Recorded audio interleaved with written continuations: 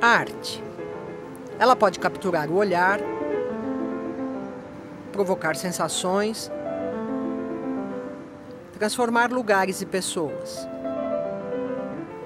Mas quando se trata de arte contemporânea, nem sempre o público chega a estabelecer uma relação com o que vê.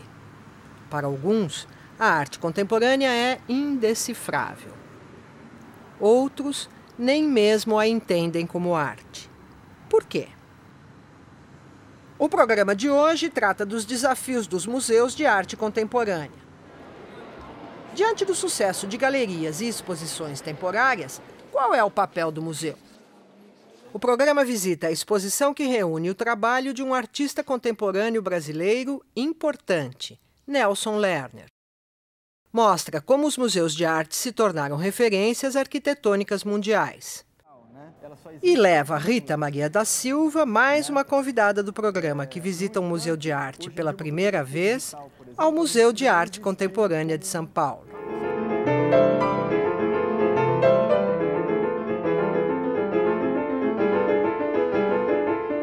Talvez a gente não tenha essa educação para conhecer, né, para se aproximar de arte. A arte para a gente, quando a gente está nessa coisa da formação, é uma coisa de você de repente criar, né? Você vai aprender a fazer alguma coisa, talvez se tornar um artista, mas nunca a conhecer a obra dos outros, entender, saber como é que é, e ter esse conceito de arte para você. Talvez isso e por conta de talvez passar na sua cabeça que a arte é uma coisa muito elitista, né? Que é só as pessoas mais cultas que vão se aproximar da arte, que vão entender aquelas coisas abstratas, por exemplo.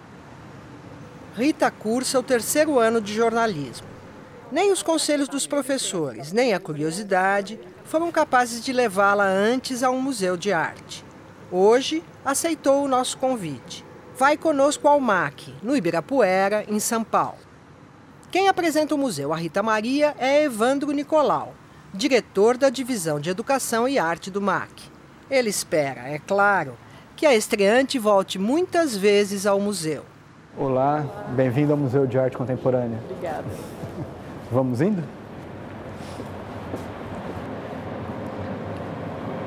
Rita, essa é a exposição Um Dia Terá Que Ter Terminado, 1969 a 74. E ela conta a história da ditadura. Uma parte da história da ditadura. Os trabalhos que eram realizados nesse período. Exatamente. Que é o primeiro período do MAC, né? Do MAC USP, com os artistas que estavam produzindo a arte da década de 60, principalmente artistas brasileiros. E é um momento em que a arte ela já não é só pintura, ela já envolve outros tipos de linguagens, como você vai poder ver na exposição. Esse painel aqui atrás está retratando, então. Exatamente. Em alguns momentos o museu chegou a ser loteado, né? Pedaços do museu foram distribuídos para os artistas que eles iam ocupando esses espaços do modo como eles julgassem necessário. Tem que pensar que na década de 60 o mundo estava em ebulição, muitas coisas estavam se transformando. Mas o mais importante para a nossa conversa é falar sobre a arte contemporânea, né? E entender como é que a arte contemporânea se manifesta. E se a gente pensar que a gente está no Museu de Arte Contemporânea, que teria que estar voltado para um tipo de estética atual, né? A arte da década de 60 ela dá um panorama muito bom para a gente entender o que é a arte hoje. E por que essa arte ela ainda é tão distante da gente, ou parece ser distante? Espera lá, vamos pensar um pouquinho. Enquanto Evandro busca respostas, nosso programa capta o ponto de vista de outros especialistas. Por que é difícil estabelecer relações com a arte contemporânea? Ela é distante da realidade das pessoas? Nossos entrevistados são Tadeu Chiarelli, diretor do Museu de Arte Contemporânea da USP, e os professores da Universidade de São Paulo, Aguinaldo Farias e Celso Favaretto. De modo geral, as pessoas tratam a arte ainda sob o ponto de vista das categorias da tradição. Isto é, uma categoria que é apropriada, digamos, para uma pintura, uma escultura do século XV ao século XIX, digamos, né? Obras únicas, como você disse, autênticas, não é? Irreprodutíveis. E as categorias de beleza, de harmonia, de bom acabamento, acaba sendo aquilo que as pessoas procuram. O que nós entendemos como arte nada tem a ver com o que se entendia há 50, a 100, a 500 anos atrás. É verdade isso, quer dizer, existe esse descompasso muito grande. Nós somos praticamente analfabetos, o grosso geral das pessoas não tem nenhum tipo de contato no campo da arte, o que é muito ruim. Porque a arte traz notícias de quem somos, da complexidade do que somos. E nós vamos frequentando a arte buscando, quase que nostalgicamente, um ser que não existe mais. Isso tem a ver com a escola. Isso tem que ver com o que o país tem feito em termos de disseminação cultural, em termos de conhecimentos e convivência, não é?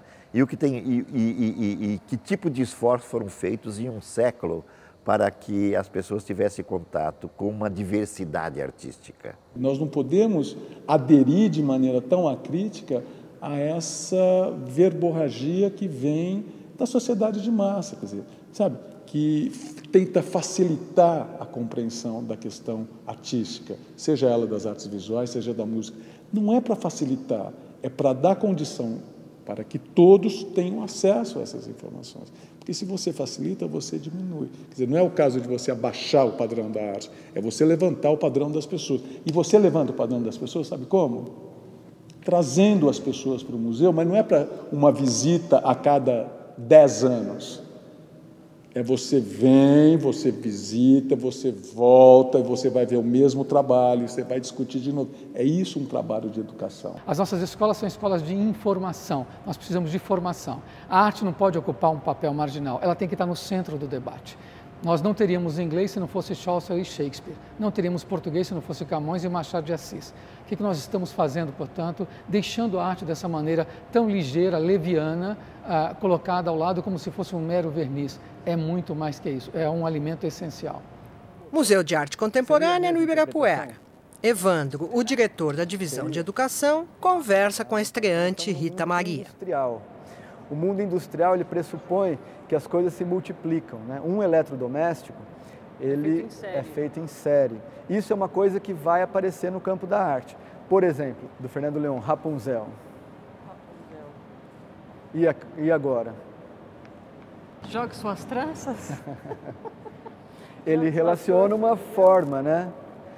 Tem uma ideia no século XX que é o dos objetos já prontos, né? Os ready-mades, que tem um artista que influenciou grande parte dos artistas pelo mundo, que foi o Marcel Duchamp. Pintor, escultor e poeta francês, Marcel Duchamp teve sua pintura influenciada por vários movimentos artísticos, um deles o cubismo, que tratava as formas da natureza por meio de figuras geométricas. Duchamp ganhou notoriedade mundial como escultor. Entre 1913 e 1915, ele elaborou os ready-made, elevando objetos prontos, acessíveis no cotidiano, à categoria de arte. Foi, portanto, um dos precursores da arte conceitual, movimento que nos anos 60 conquistou espaço com a ideia de que o conceito por trás de uma obra é mais importante do que o próprio objeto artístico. Duchamp produziu obras que chacoalharam o mundo, como a Gioconda de Bigodes e A Fonte, que nada mais é do que uma peça de louça sanitária. Ele fala, não vou mais fazer pintura, eu vou pegar aquilo que o mundo me dá e daqueles objetos prontos do mundo eu vou tentar criar relações entre eles que possibilitem outras formas de ler esse objeto.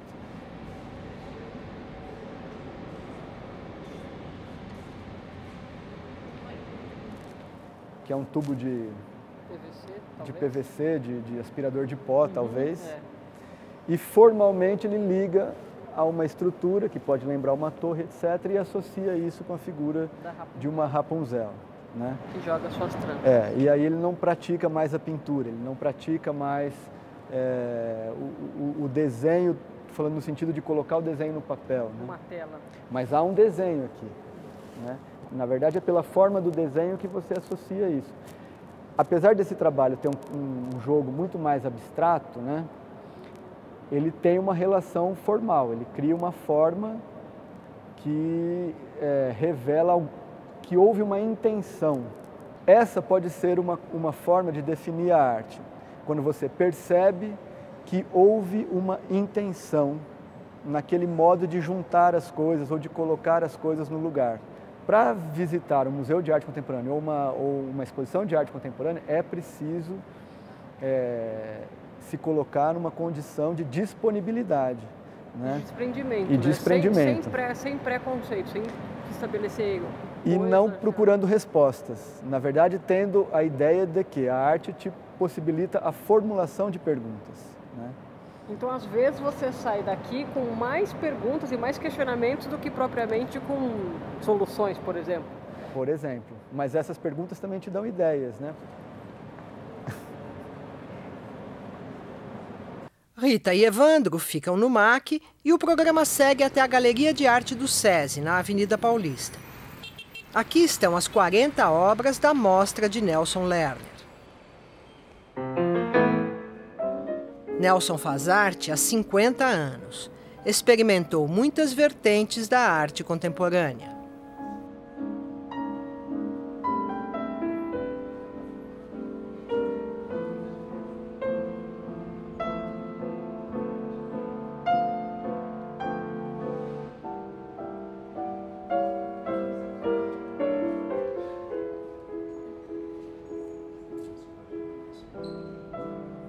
Aguinaldo Farias você já conhece. O curador de arte e professor da Faculdade de Arquitetura e Urbanismo da USP escolheu as obras que estão aqui e criou os caminhos da exposição, junto com Nelson Lerner.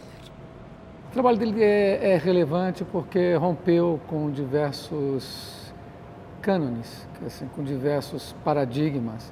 Ele quebrou as estruturas. E isso numa década que foi a década de 60, onde a norma era justamente quebrar as estruturas. Mas ele foi os que mais obteve êxito nesse propósito. E não é por nada, não é só pelo prazer de quebrar, mas colocar alguma coisa no lugar. E o que ele coloca no lugar é o humor e a crítica. Uma fundamentação política muito forte e entendendo que a maneira como a gente percebe, a maneira como a gente olha, como a gente vê, a maneira como nós falamos, tudo isso tem um potencial político fundamental. Então, o dado é que nós, de um modo ou de outro, estamos sempre amortecidos, sempre como que anestesiados.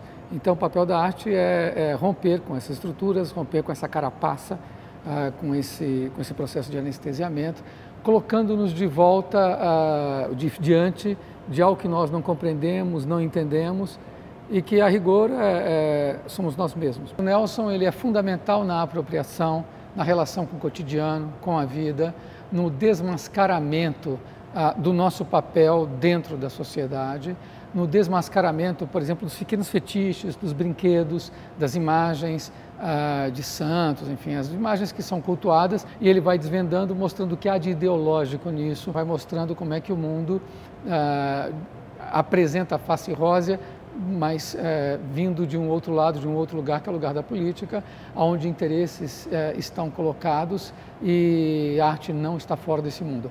Ele sempre jogou com isso.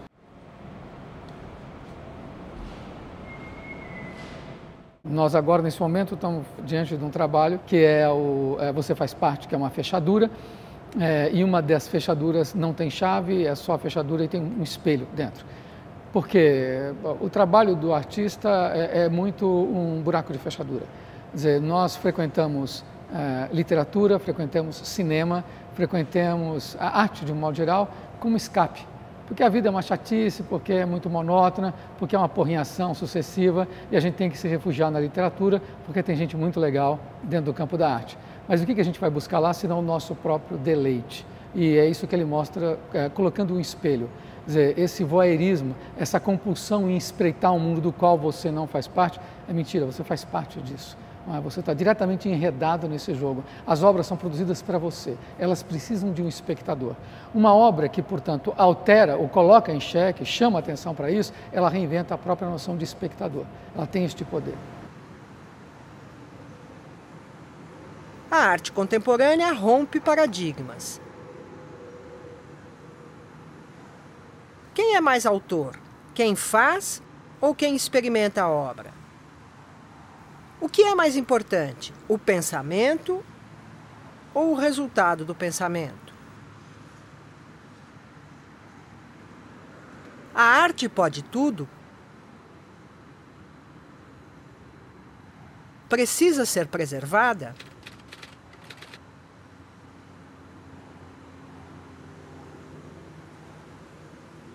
Assim como a arte, os museus também vêm se transformando.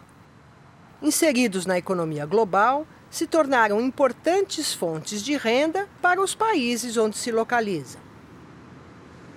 O museu acaba fazendo parte daquilo que hoje se chama economia criativa a partir do momento em que o turismo ganha um impulso enorme. Isto vai acontecer depois da Segunda Guerra Mundial, mais especificamente a partir dos anos 60, com a multiplicação das viagens de avião, não é? A locomoção, o transporte fácil.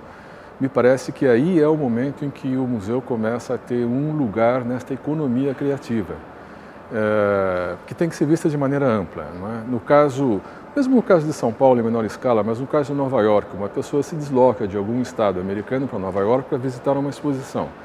Isso significa pelo menos 2 noites em hotel, 4 ou 5 refeições, um livro que ela compra na biblioteca, um filme que ela vai, um teatro que ela vai. Tudo isso faz parte de um complexo, não é? Que tem, às vezes, um museu no centro. Teixeira Coelho é professor de Política Cultural da USP. Também é o curador do Museu de Arte de São Paulo. Uma de suas principais preocupações é atrair o público para seu museu e fazer com que se tornem visitantes regulares. O público se fideliza ao museu quando ele percebe que o museu é capaz de oferecer a ele um leque de alternativas interessantes. Então, por exemplo, coleção é importante, mas nenhum museu, sobretudo um museu como o nosso no Brasil, na América do Sul, cujas coleções ainda são limitadas. Você não pode comparar a coleção do MASP com a coleção do Louvre, ou do MoMA, ou do Metropolitan de Nova York. A distância é enorme, é muito grande efetivamente, quantitativamente, não só qualitativamente. Então o museu precisa oferecer alternativas, precisa trazer exposições temporárias, muitas. E é aí que entra o problema. Quanto mais exposições você propõe a trazer, maior é a sua conta, maior é o seu déficit. É um problema. Mas é aí que você mostra às pessoas que o museu pode se tornar necessário como mediação entre você e o mundo, né? Além de movimentar a economia, muitos museus têm papel essencial na definição da identidade das cidades. O magnetismo exercido por arquiteturas poderosas e inovadoras, aliado à capacidade dos museus de atrair pessoas, pode modificar o destino de uma região. Eduardo Colonelli é arquiteto. Já participou de reformas e restaurações em várias instituições culturais, entre elas a Pinacoteca do Estado de São Paulo. Em algum momento se percebeu que o programa Museu, Centro Cultural,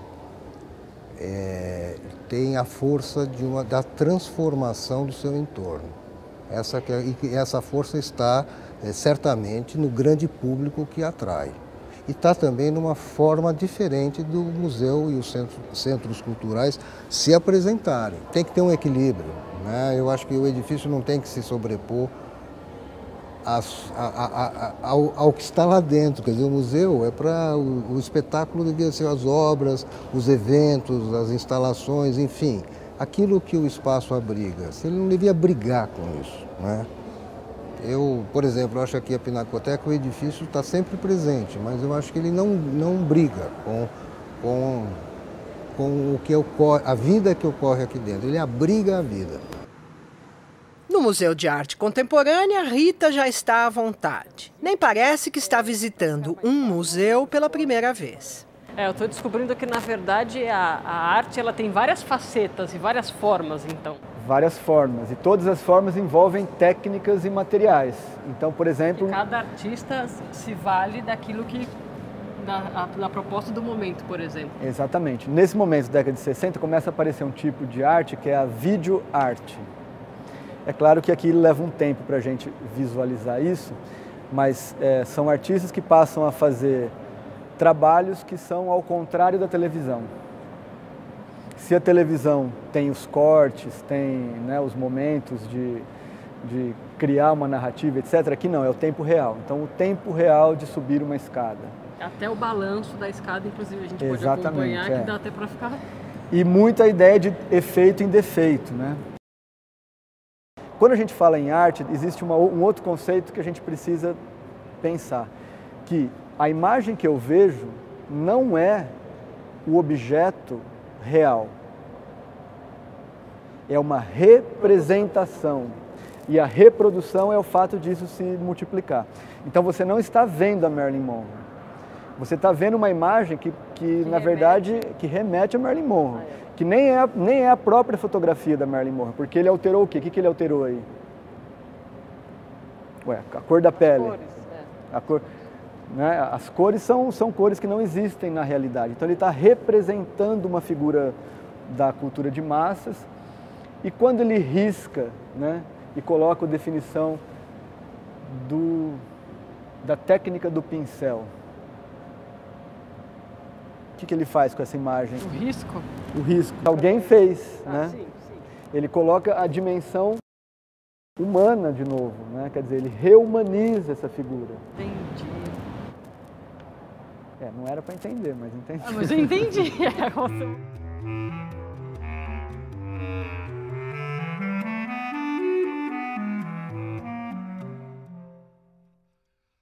200 anos depois de ter se aberto ao mundo, o Museu de Arte vive impasses que pedem novos caminhos. Quando vem um aluno, um estudante aqui da universidade, e fala assim, hoje eu estive no Louvre. Eu falei, como assim? Não, porque eu entrei no Google. Eu falei, meu amigo, não é a mesma coisa. Aquilo lá é totalmente simulado. Quer dizer, se você está trabalhando, esse é um problema. Se você está interessado em obras que têm uma materialidade, têm uma dimensão física, o seu contato tem que ser direto. Ele não pode ser mediado por nada. Isso é a graça, né? Esse é o interesse. Ponto. Por outro lado, existe uma produção artística que vem sendo constituída dentro do próprio espaço da internet, dentro do próprio espaço da virtualidade.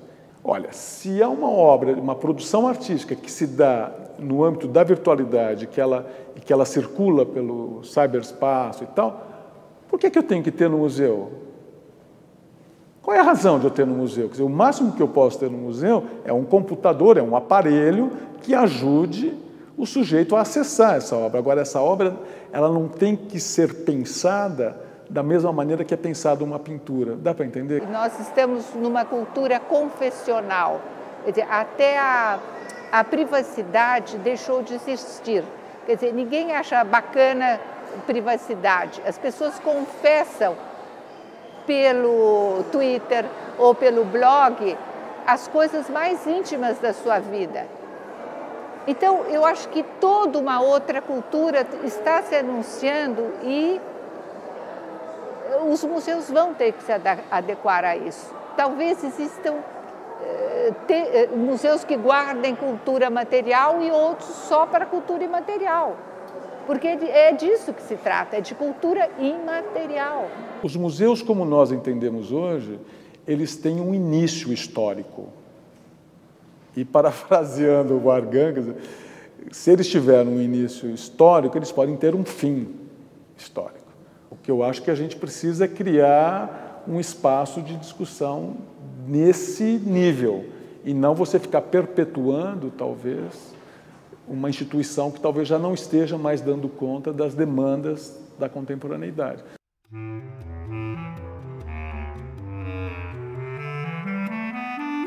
É da superação desses impasses e desafios que surgirá o lugar que os museus vão ocupar no futuro. Depois, né, de ter passado lá, passado ali e visto várias coisas, você consegue entender exatamente aquilo que você me disse lá no começo, de que você vem não para entender as obras, mas para refletir sobre elas. Porque, por exemplo, você olhando aqui, aí você fica pensando, faz uma ligação com aquela, pensa, e de repente você fala, poxa, parece que de repente esse artista fez isso agora. E aí não foi lá. Foi e aí 71, por exemplo. E aí a gente volta na questão do lugar em que a gente está. Que lugar é esse que a gente está? É o Museu de Arte É Contemporânea. um museu. E se ele é um museu, qual é a função de um museu na sociedade? Qual que é a função de um museu na Qual sociedade? que é a função do museu na sociedade? Se não tivesse um museu que guardou, Que guardasse, preservou, cuidou... as pessoas não teriam acesso a esse trabalho e não conheceriam o que de repente aconteceu lá atrás. E tampouco faria essa conexão, né, do presente com o passado para de repente ver o que vai acontecer no futuro. Pronto, você acaba de desvendar o museu.